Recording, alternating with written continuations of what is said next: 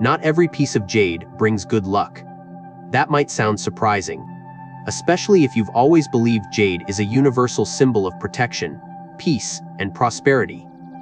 But the truth is, just like perfume doesn't smell the same on every person, jade doesn't sit the same on every soul. What's meant to attract abundance for one might quietly drain another. And most people have no idea it's happening.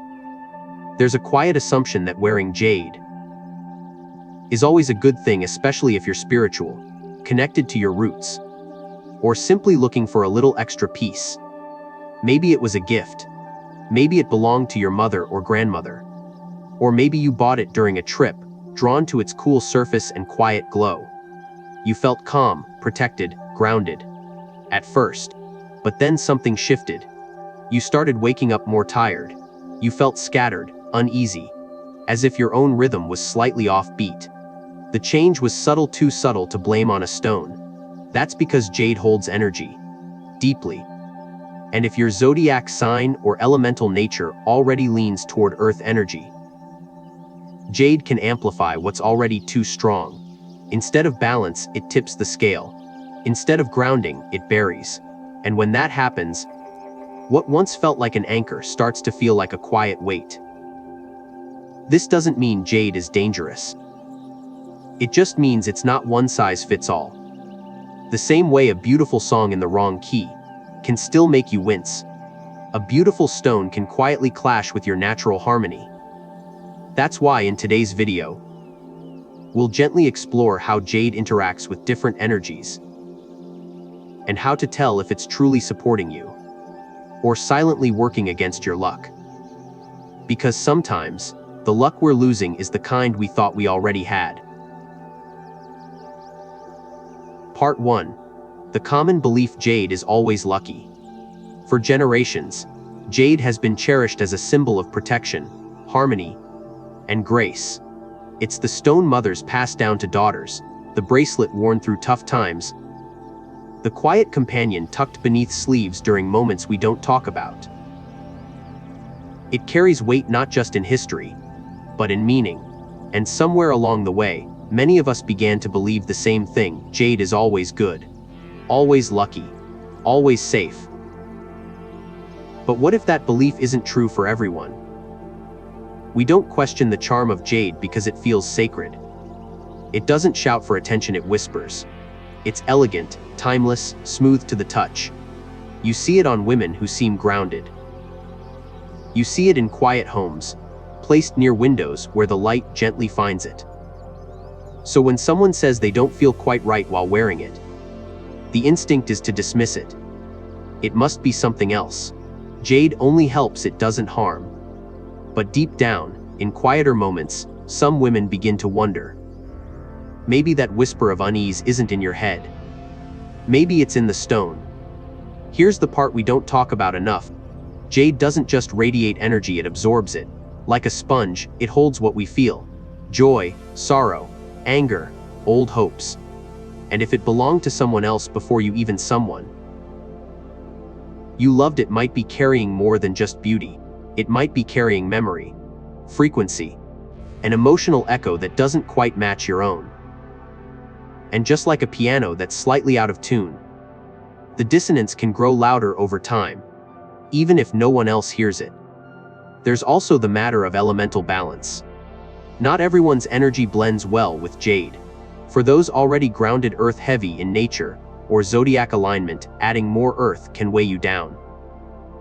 Instead of feeling centered, you feel stuck. Instead of calm, you feel slow, unsure, foggy. These are subtle feelings. They don't strike like lightning.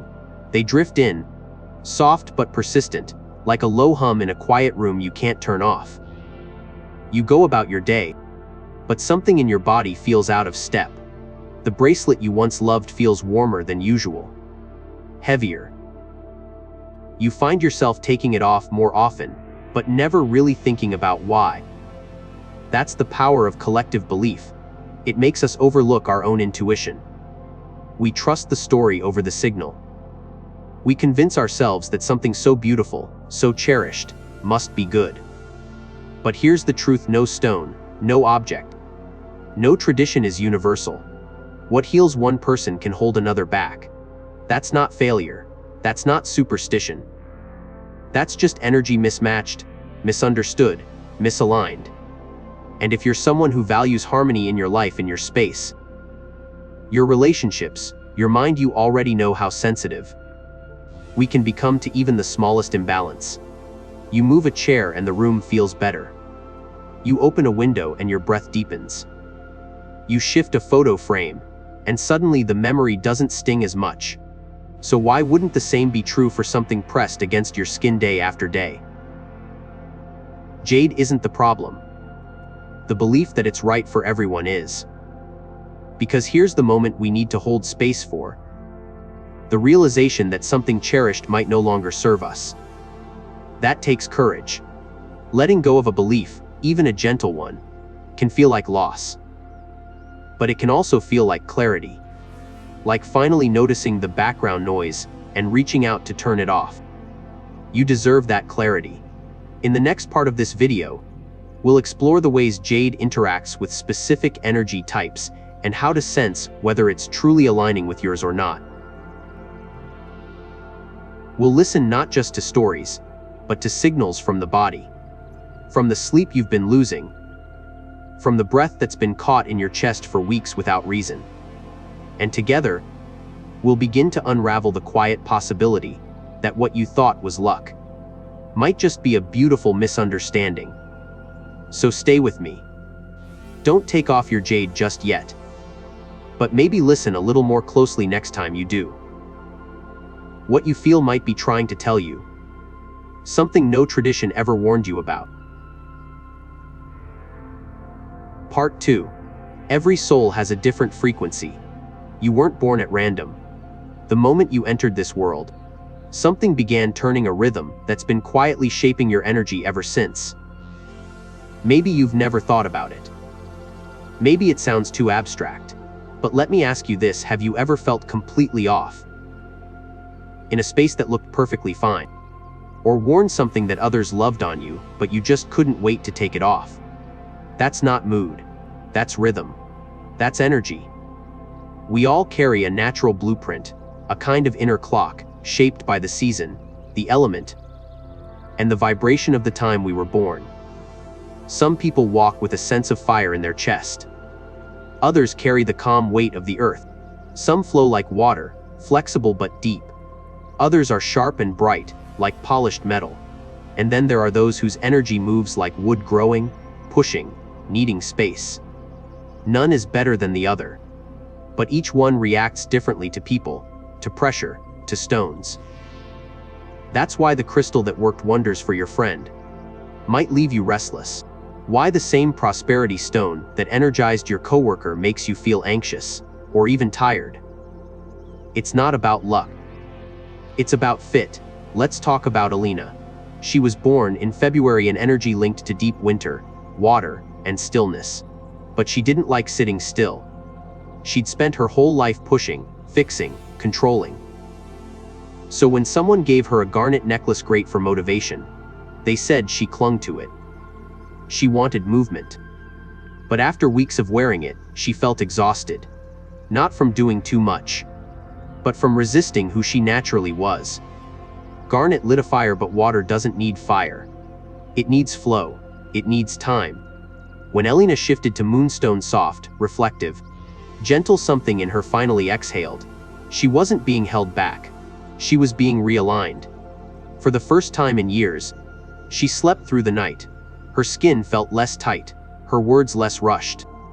Not because she did less, but because her energy finally stopped fighting itself. That's the power of birth energy. Not to label you, but to remind you.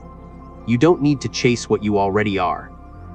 And you don't need to wear a stone that pulls you in the wrong direction. Even if it's trending, even if someone swears by it. Because when a crystal aligns with your birth energy, something just clicks. The air feels clearer. Your thoughts move smoother. You don't have to force things. You remember how it feels to be fully yourself without noise, without struggle. Let's break this down simply. If your energy runs hot, naturally bold, expressive, quick to act. You don't need more fire. You need stones that ground, cool, and hold you steady. Think smoky quartz. Think black tourmaline. If your energy is quiet, internal, emotionally rich, you don't need to wake up. You need stones that gently support your flow. Think aquamarine. Think selenite. If your birth rhythm is fast, changeable, driven, you need balance, not acceleration. Stones like jade or hematite can help bring your energy home. None of this is complicated, but it is personal. It's not about astrology charts or complicated formulas. It's about listening to your body, to your reactions, to how you feel before and after wearing a stone. Because your birth energy doesn't lie. And it doesn't need to be fixed. It just needs to be heard. This is where people often get it wrong. They chase energy like it's a problem to solve. But energy isn't a problem, it's a conversation. And your birth energy, that's your first language. Crystals are just tools to help you speak it more fluently. So if you've been feeling disconnected, stuck, unclear, it's not always because something is wrong with your energy. Sometimes it's just that the tools you're using are speaking a language your body doesn't understand. Or worse, one it no longer believes. Pause here for a moment. Think about the last time you truly felt in sync, not just productive, but peaceful. Not just active, but clear. What was around you? What colors? What textures? What moments made you feel most like yourself? That's where the answer lives. When we honor our birth energy, we stop performing. We stop reaching for stones that don't speak our name. We start attracting not just wealth in the bank, but wealth in the body, in the mind, in the spirit. Clarity doesn't come from pushing, it comes from matching. And matching begins with remembering who you were before the world told you what you should want. The earth doesn't bloom in winter. And the sea doesn't ask for flame. You don't need to change your nature to grow. You just need to choose what supports it. And sometimes that starts with a single stone. Part 3. Signs your jade might be blocking you. Some women wear jade and feel protected, grounded, even radiant. Others wear the same stone and feel off, restless, heavier than usual. Their minds fog a little more. Their patience shortens, not drastically, but enough to notice. And they can't quite put their finger on it. That's because energy isn't one size fits all. And neither is jade.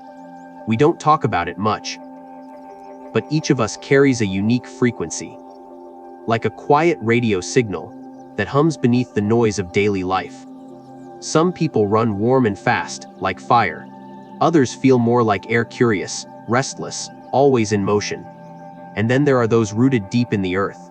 Solid, grounded, steady. Our signs, our temperaments, our inner rhythms, they all shape how we interact with the world and with the objects we invite into our most intimate spaces. So when a stone like jade enters that personal field, it doesn't just sit there. It resonates. Or it clashes. A woman once wrote to me about her jade bracelet, a gift from someone she loved. She wanted to wear it every day, but something always felt off. She would start the morning feeling fine, then slowly unravel, irritable by noon, exhausted by dinner, unable to sleep deeply at night. At first, she blamed stress, then her hormones, then her diet. But the symptoms never fully added up. One day she forgot to wear the bracelet. That night, she slept, really slept for the first time in weeks. It didn't make sense to her. Until it did. What we wear on our bodies matters, especially stones with energetic memory. Jade is known for its grounding qualities. But if you're someone who already leans toward earth energy, whether through your zodiac sign, your lifestyle, or your emotional pattern, then jade doesn't ground you. It buries you. What was meant to stabilize ends up dulling your sharpness, clouding your clarity, slowing your step. It's not dramatic, it's not dangerous, but it's real. And it builds slowly, like a fog rolling in, that you don't notice until you're already surrounded. This isn't about fear, it's about fit. Just as a beautiful pair of shoes might pinch the wrong foot, a beautiful stone might not align with your natural rhythm. That doesn't make the shoes bad or the jade wrong. It just means they weren't meant for you. And learning to hear that mismatch is a skill, not a weakness. Cultural traditions often teach us what should work. Spiritual trends tell us what's popular now. But your body, your energy tells you what's true. You just have to be willing to listen. That subtle discomfort, that restlessness you can't explain, that constant sense that something's just a little off. It might not be life. It might be the object closest to your skin. And here's where it gets even deeper sometimes. It's not even about the element, it's about the memory. The story, the person who gave it to you. The emotion you were holding when you first wore it. Because stones remember things we don't. They hold on to vibrations long after we've forgotten the words. So if that jade bracelet came from someone who was in pain, or if you wore it through a hard season of life, that energy might still be living inside it. Not haunting you, but echoing. Whispering. And sometimes that whisper gets louder than we want to admit. So what do we do with that truth? We pause. We observe. We stop assuming every symbol means the same thing to every person. We let go of the need to make everything universal, and instead, we make it personal. We try removing the bracelet for a few days. Notice how we sleep. How we feel when we walk through our homes. How we speak to the people we love. We don't panic, we don't blame, we simply notice. And from there, we choose.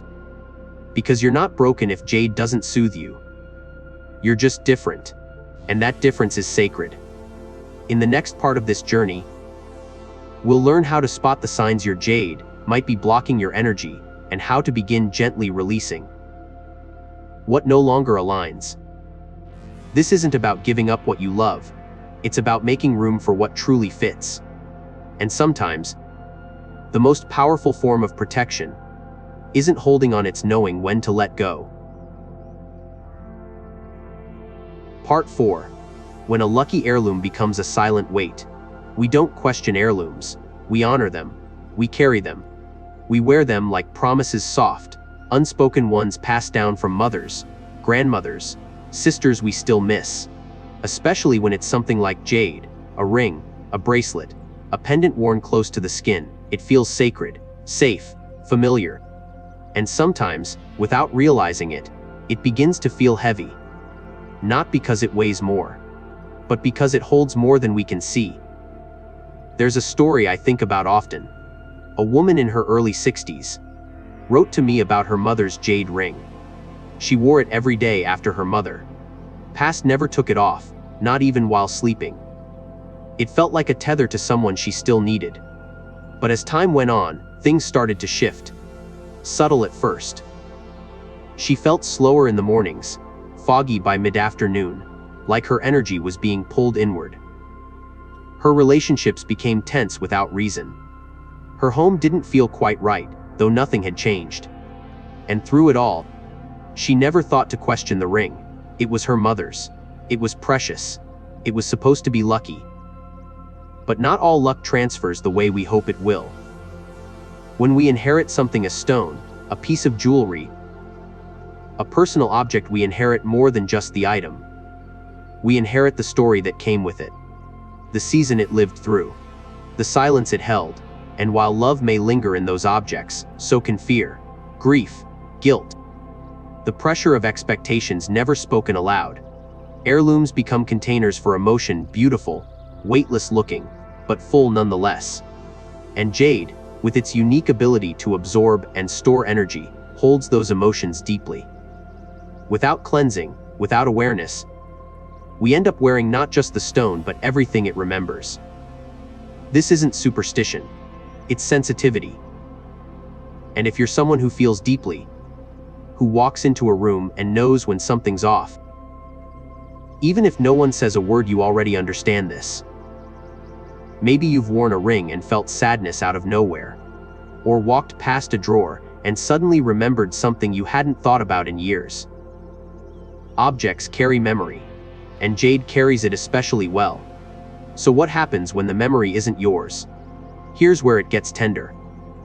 Many of us carry the weight of those we've lost. Not because we can't let go, but because we were never shown how to do it gently. So we keep the bracelet, we wear the ring, we place the pendant by our bed, and we tell ourselves it helps. Sometimes it does, but sometimes it anchors us to a version of ourselves we've outgrown, or to a sorrow we were never meant to hold. It's not betrayal to question it, it's wisdom. You see, energy doesn't just flow forward, it loops. It settles into corners and lingers on surfaces. If your mother wore her jade ring during times of stress, if she carried quiet regrets while clasping it in her hand, that vibration might still hum within it. Not out of malice, not out of danger, but out of resonance. And your body, your energy field, may not know what to do with that frequency, especially if you're trying to move into a new phase of life more open, more joyful, more light.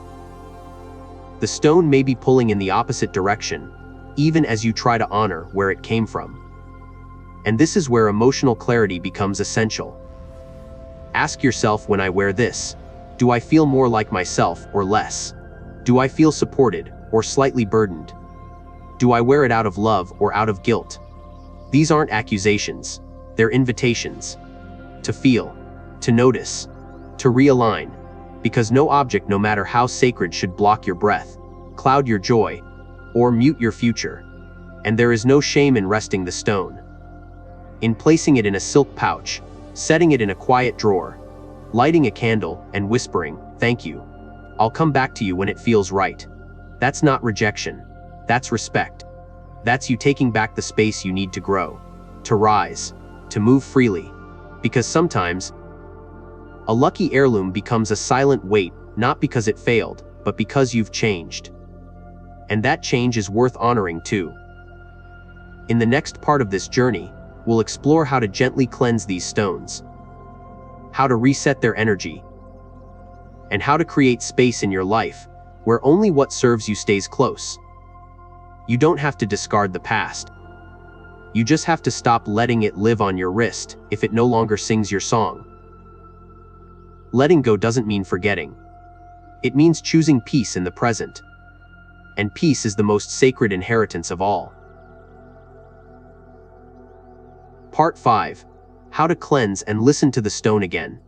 There's something sacred about pausing, about not rushing to throw away what once mattered, but instead asking, could this still serve me if I gave it space to breathe? When it comes to jade or any stone that's held energy close to your skin, the answer is rarely black or white. The answer often comes after a moment of quiet, a little distance, and a few simple acts of care. Because sometimes, it's not that a stone is wrong for you, it's just full of stories, full of emotion, full of days it lived on your body while your spirit was somewhere else. And before you decide whether to keep it or let it go, it's worth asking, what if all it needs is a reset? Cleansing isn't mystical, it's mindful. Just like you wouldn't wear the same shirt for years without washing it, energy, especially energy stored in natural elements, needs clearing. This is especially true for heirlooms, gifts, or stones you wore during painful seasons.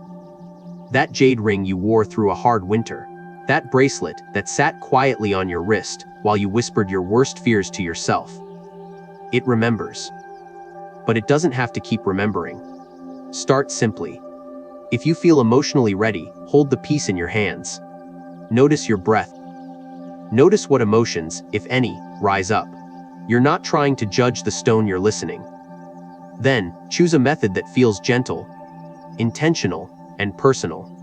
One of the most natural ways to cleanse jade is through salt water. Not ocean water, not something wild, but a soft, intentional mix of clean water and natural salt. Let the piece rest for a few hours, ideally 6. Some people prefer overnight. Think of it like soaking out an old ache, not scrubbing, not scolding, just soaking.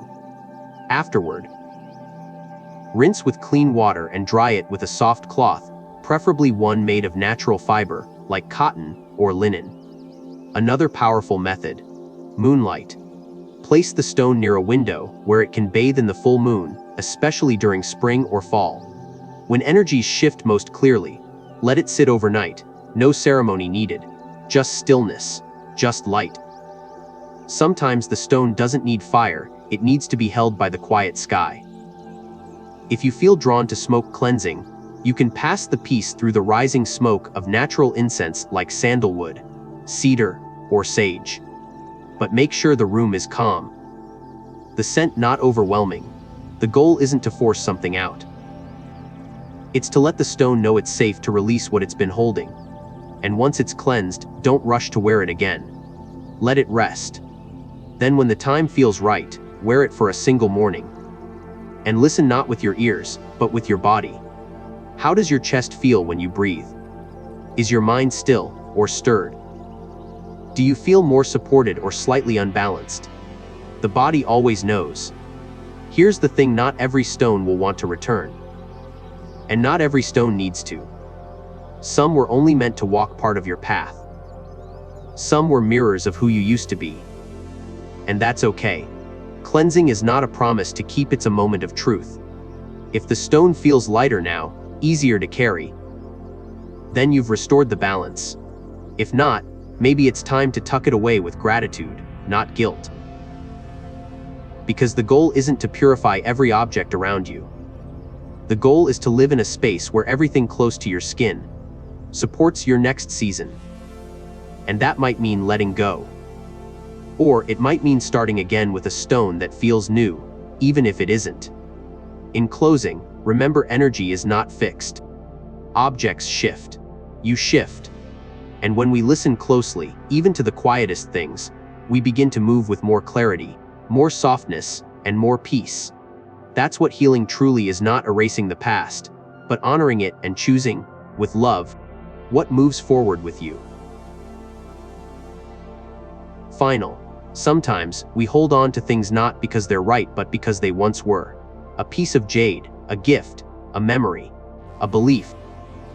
We carry them through years, through changes, through seasons of loss and growth. And we forget to ask, does this still feel like me? What you've just explored in this video isn't just about jade. It's about awareness. About learning to listen to the language of energy, not as something abstract or mysterious, but as something deeply human. Real. Physical. Observable. Science tells us everything vibrates, everything holds frequency. And the most powerful instrument we have for sensing that is our own nervous system. Your sleep, your breath, your mood, they all respond before your mind catches up. That's not weakness, that's wisdom.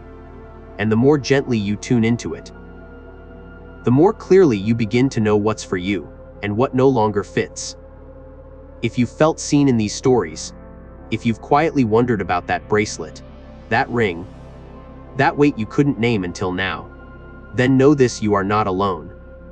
Many of us carry what's familiar, even when it stops feeling good. But today, maybe something shifted. Maybe you've started to ask new questions. To look at that old stone with fresh eyes. To wonder what else in your life is ready to breathe again. You don't need to throw anything away. You just need to listen. And when it's time, you'll know what to keep and what to gently let go. Thank you for staying with me truly.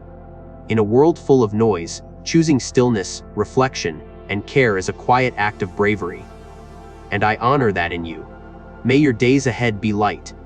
May your energy feel clear. And may everything you carry next carry you forward.